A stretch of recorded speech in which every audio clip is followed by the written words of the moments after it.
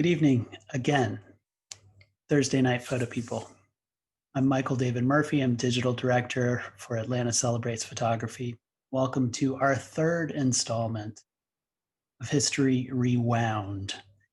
If you missed either of the previous week's episodes, they're on our YouTube channel, acpinfo.org/YouTube, as this one will be.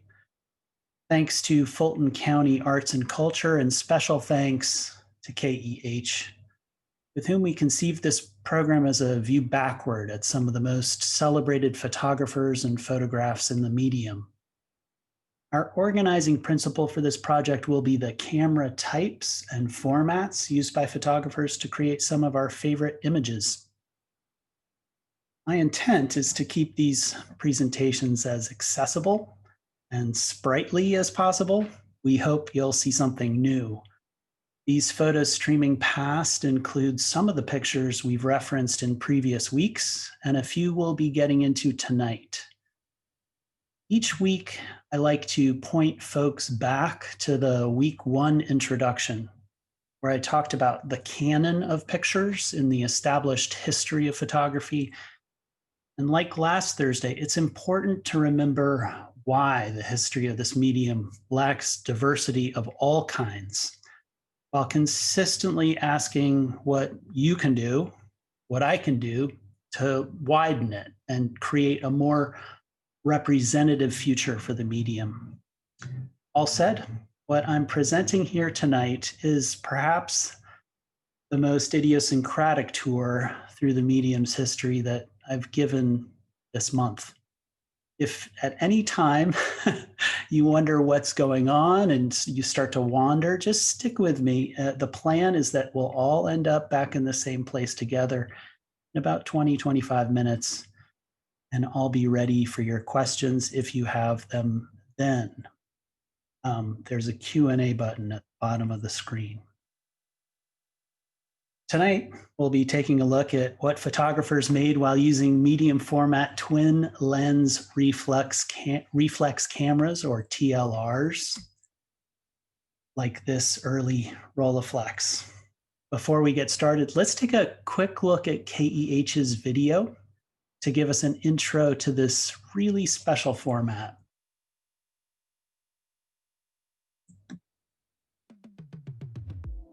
The twin-lens reflex cameras have been around for over a century, making them one of the most popular designs in the history of photography. Hitting their peak between the 1930s and 60s, TLRs have been used to make some of the most iconic images of the 20th century. The twin-lens concept consists of two lenses of the same focal length, one for framing and the other for projecting the image onto the medium format negative. This design allows the photographer to accurately preview the square composition before taking the shot.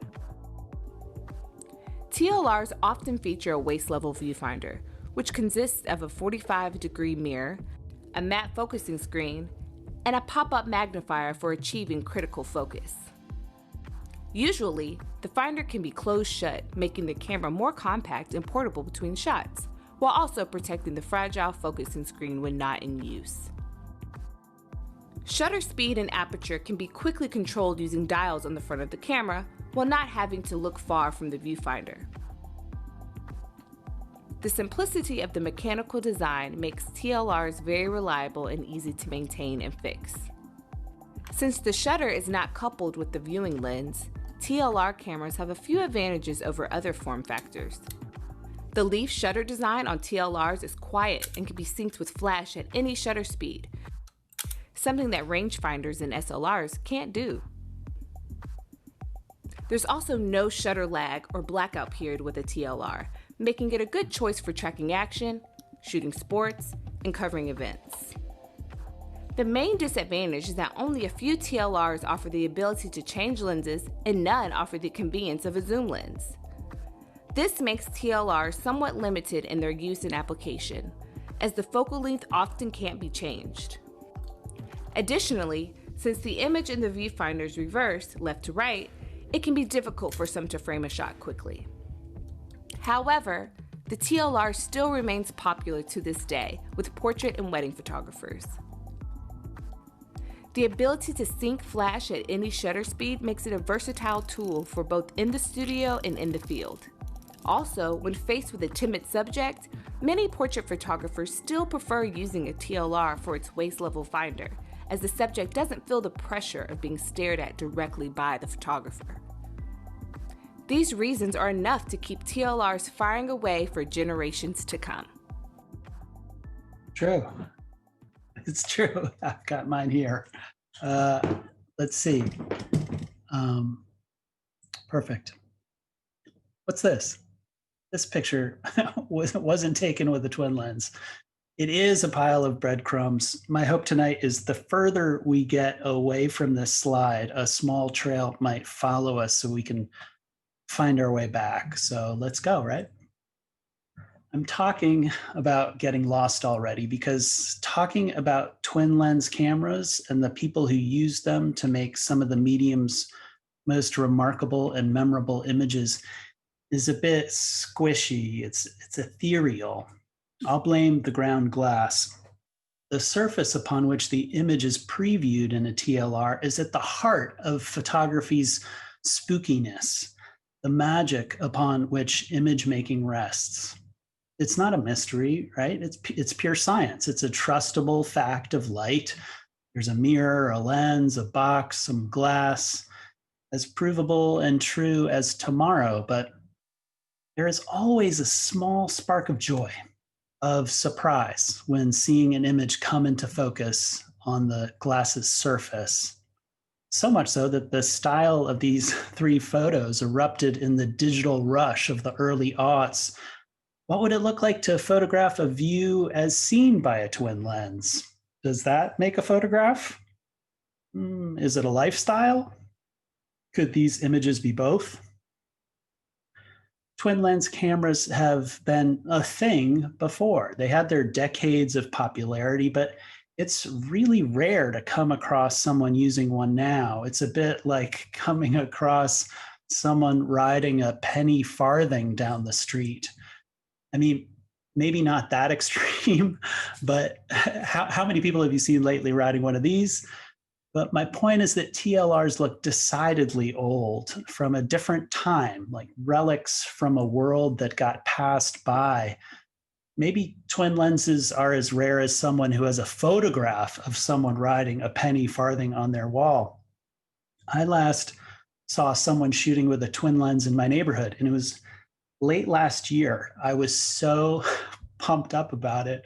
I became the guy on the sidewalk who said, "Oh, awesome, I have one of those too," which is about as useful as saying you have a picture of a guy riding an old bike on your wall. But the excitement was there because shooting with the twin lens is cool. And it's cooler to use them than have them sitting in a collection of old gear on your shelf in your Skype room, right? To explain, twin lenses offer a gateway to a kind of photography that feels more humane, more connected, more respectful, more communicative than the SLR experience we looked at last week. They're sometimes referred to as waist level cameras, as you heard Kayla say, because if you're James Newell Osterberg Jr., shown here with a Rolleiflex, you can hold the camera at your waist and peer in to make a picture, especially if you're wearing a shirt for a change. But none of us need Iggy Pop to show us that an old Rolleiflex is just plain cool. And there's a raw power in their ability to render the world, regardless of who wields them. They worked for at least 3 Marilyns. Maybe one of these was a Norma Jean. Were those cameras hers? Did they belong to the respective photographers on the other side of these 3 photos? I don't know, but if Marilyn, or the version of Hollywood / celebrity that she inhabited, is the kind of thing that interests you, you are definitely twin lens adjacent. So keep watching. Twin lenses are the kind of camera that a Beatle used for a selfie, before that Beatle had become the kind of Beatle who didn't really need another photograph of himself to know who he was. Or if you were a Beatle who'd been photographed by everyone on the planet for years, perhaps part of your recipe to break free and become someone new was to make your own selfie with a twin lens. Lennon and McCartney, left to right, songwriting kings, or when reversed, as on the twin lenses ground glass, Beatle career bookends. And if you're Lennon doing a mirror selfie with your twin lens, you might want to signal to the true fans with a button to boot. I still love the Beatles. An irony for Lennon after Let It Be. The button almost looks like the kind of thing Natalie Portman might have been wearing in that movie when she made the guy in the waiting room listen to some amazing new band on her headphones. In fact, before this week, I had no idea how much celebrities appeared to love being photographed like Marilyn with a twin lens. This particular Elizabeth has Leica. I've seen her with a little Contax point and shoot, but it's the Rolleiflex that swings with the authority of a head of state. It has gravity, a bit of bulk, precision, dials on it like you'd find on the bridge of a warship. Whether you're a photographer in the 60s at a film festival, fighting for elbow room on the wrong side of Brigitte Bardot, or you're one of the 13 photographers here trying to make a picture of her on a plot of grass while looking at your ground glass at Bardot in reverse. Todrab, a word for which tonight's definition might be a sensation not unlike getting lost, which we might be if we didn't land here, right where we were last week in Lewiston, Maine, in May of 1965, with these news fellows and their cornucopia of camera styles and formats. This view an apt thumbnail for these Thursday escapades as these men watch across the ring at another photographer who comes away with one of the best sports photographs sports or photography have ever seen. Neil Leifer shooting ringside with a Rolleiflex on the correct side so that the strobes he'd hung in the rafters could illuminate the cigar smoke that hung in the air, the faintest blue, Liston down in Lewiston by Ali, while literally 3 feet to Leifer's left is AP photographer John Rooney, who captures the image on the left with a large format speed graphic. And because it's black and white, Rooney gets all the front pages of the monochromatic newspapers the next day, while Leifer's color picture has a longer lifespan and continues to amaze and astonish, all made with his trusty twin lens. Another Ali, a year later in 66 in London, preparing for another fight with his trainer on the left, Angelo Dundee, his buddy on the right, a very young Jim Brown, and between Mr. Brown and Ali, the legendary photographer Gordon Parks. Unlike many of the photographers who've already crisscrossed our path on Thursday nights, Parks didn't have the luxury of specialization. He was photographically omnivorous, the kind of photographer comfortable with his own twin lens or a cinema camera and whatever situation might have been before him. Whether it was a staged celebrity shoot or behind the scenes of who keeps government buildings running, or standing on the street in Mobile, Alabama in 1956, the view as natural as a Sunday afternoon in the segregated South, the car slightly blurred in motion, and everything perfectly in the kind of new color that urges you to confront the red of the neon sign and the tragedy of segregation's long-term legacy. If you can confront that, you might be the kind of person who today, on October 15th, 2020, has a voting plan figured out. And you probably got it figured out better than Senator Tom Tillis of North Carolina, who in the Senate Judiciary Committee hearing yesterday said, "I, for one, hope that every registered voter in this country votes on November 11th, which would be a full 8 days after the election." To which Tillis's nominee for the Supreme Court, when asked if she agreed with his statement about every American voting on November 11th, said, "Of course, yes."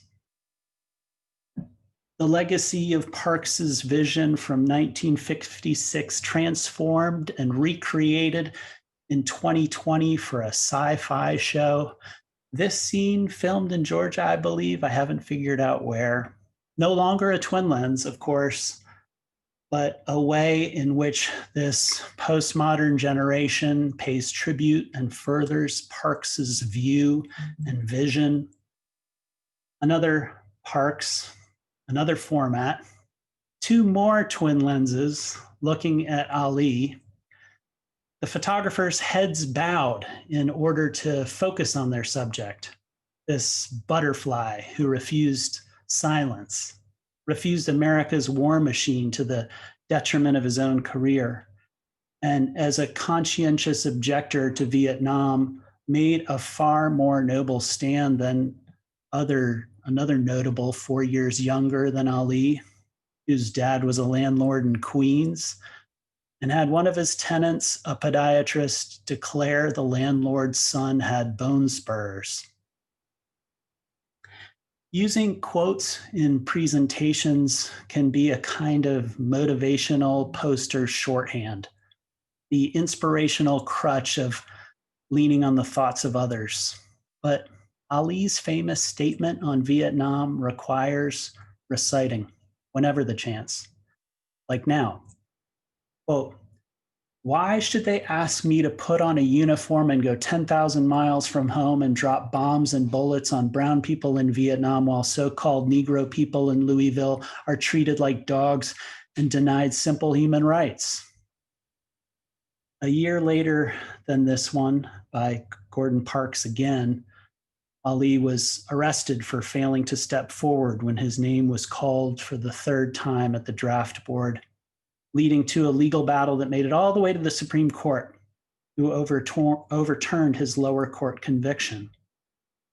Ali's example, to stand up for what he believed in, for a better, more equal, more peaceful, more inclusive America, it seems like a dream to me now, especially from here, where we stand in our current moment, the flap of a butterfly's wings resulting in a podiatrist paying off a favor to his Queens landlord, resulting in a young man avoiding Vietnam, a man who just might, maybe tonight, declare himself America's first king.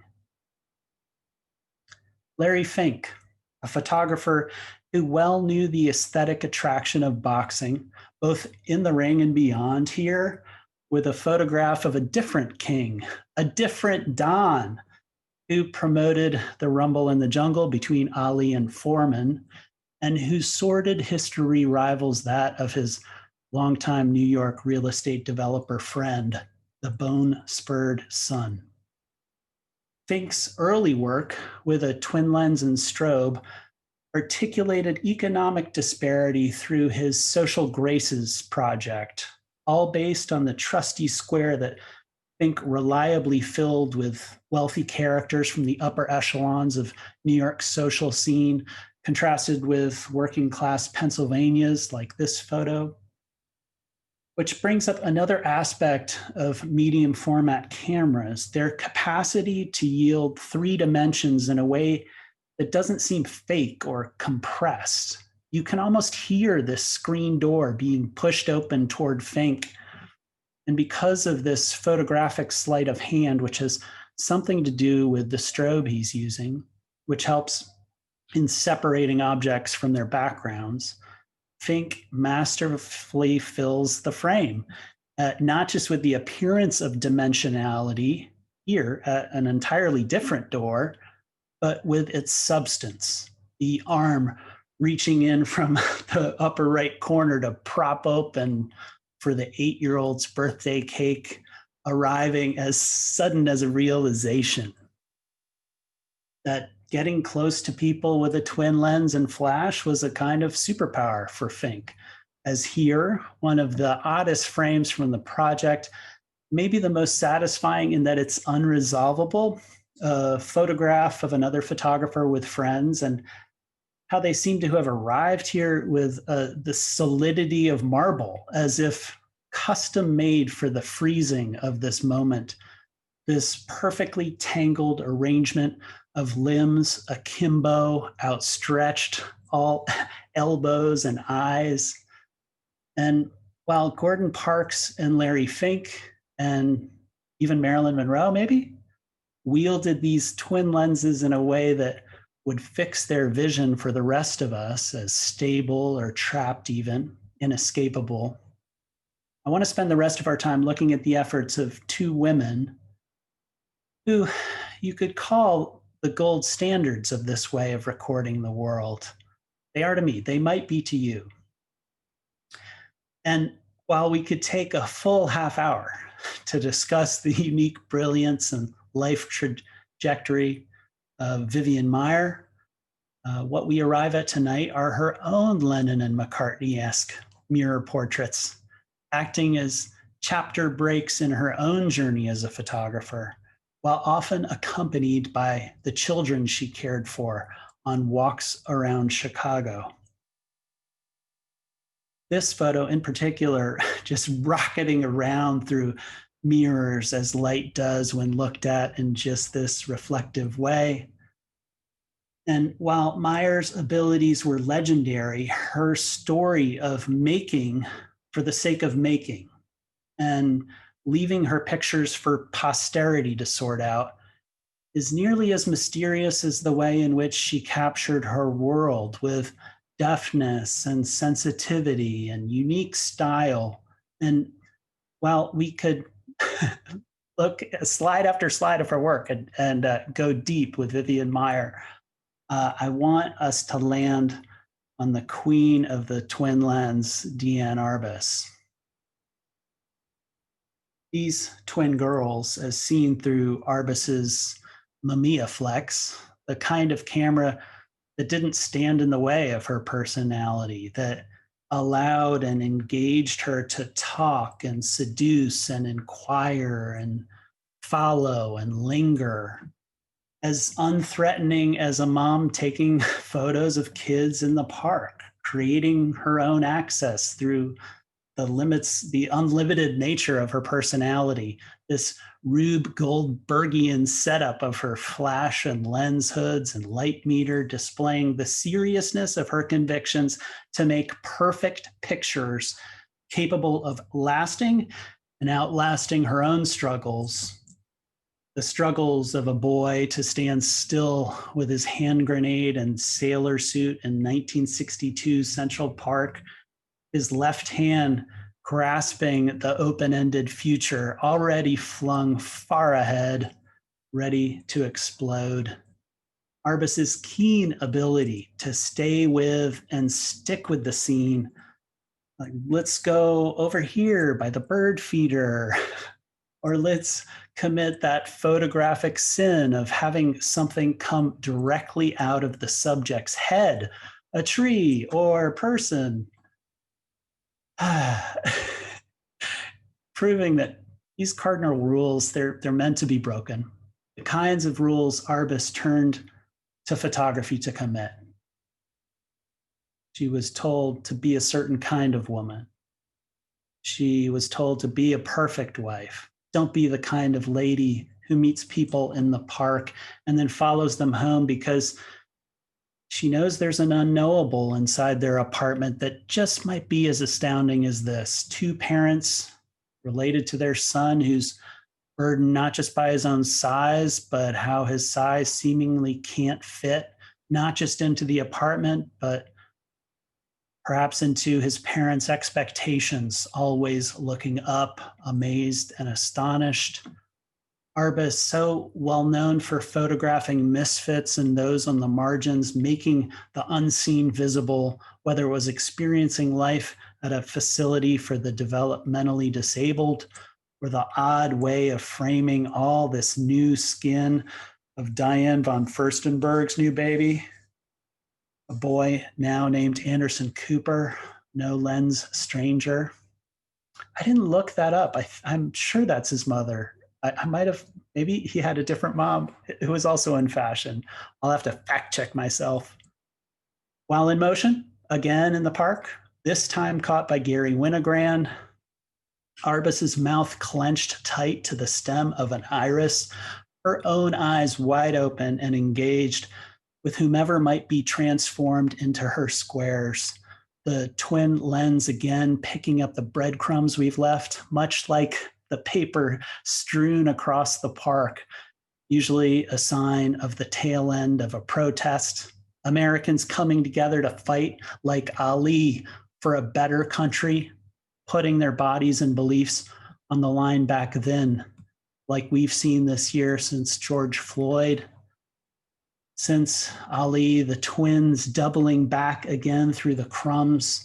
A photograph as mysterious as seeing both sides of a coin at the same time. So vexing and influential, it lodged in the mind of another photographer for years, Stanley Kubrick, with his off-camera flash and twin lens, who'd turn his photographing into cinematography and directing, a path similar to Gordon Parks, but from a dissimilar background and viewpoint, eventually becoming so skilled in motion picture storytelling, he creates a scene in which the twins appear again, this time as murderous prophecy within the walls of the Shining's Overlook Hotel. It's hard to remember if they spoke or what they said, but the key, inescapable word that the boy in the film couldn't stop murmuring again and again was flipped, and only legible when the boy's mother found it written on her bedroom mirror. Hardly Todd Rab, but red rum, all the same. Enough to scare Shelley Duvall out of her wits, and Kubrick too, who used his photographically inspired twins as a callback to Arbus and his own history as a photographer, while directing a screenplay adapted from a novel written by a king, Stephen King. Don King, a man who would be king, privileged son of a landlord in Queens, again unviewable here, but carried through in opposition by the story of Ali, part of whose story was told in a documentary that took 22 years to make, When We Were Kings, that fight in 1974 in Zaire between Ali and Foreman, where even Jim Brown makes another appearance, as does Ali here, again, in the uncropped full frame by Gordon Parks. Not a twin lens photograph, but the kind of picture made of a friend by a friend that only friends can see. The moment trapped and preserved, the kind of champion who fought for all Americans, for their right to stand up and express their minds and remind us all of the 5 freedoms of the First Amendment: religion, speech, press, assembly, and the ability to petition for redress or protest, only 4 of which could be remembered in the Senate Judiciary hearing by the nominee yesterday under questioning by Senator Ben Sasse of Nebraska. What else am I missing? The nominee to the highest court on the land said, not being able to list the freedom to protest, which is an apt resting spot for now, as we found our way back through the makers in this twin lens era. And while this might not have been the journey either of us expected, it's the one we forged together. And I appreciate you coming along for the journey. I'm going to open the Q&A and let's see if I can do this. See if there's anything in there to address or redress. Let me pop it open. Okay. Gloria Vanderbilt, thank you for the fact check. Not Diane von Furstenberg. Gloria Vanderbilt's son was Anderson Cooper, as pictured in that baby photo. I knew we'd have a real New Yorker come in with the goods on that. And anonymous attendee, too, with the fact check. I appreciate that. Let's see. The recording of this will appear on our YouTube channel as soon as I process it. It'll probably be up later tomorrow if you'd like to direct people to it, if you found it of value.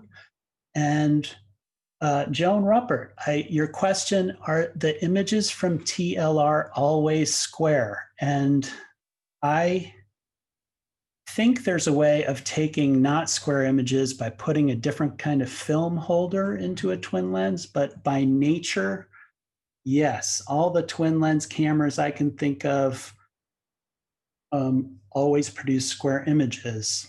Our technical experts over at KEH Cameras might have a different answer. It probably doesn't vary much from that. I think I'm on it. And there's one more question or comment. Let's see. Thank you for your comments. Thank you for your support. Thank you for being here. Thank you for your time, which is finite, and your attention. And I'll see you next week.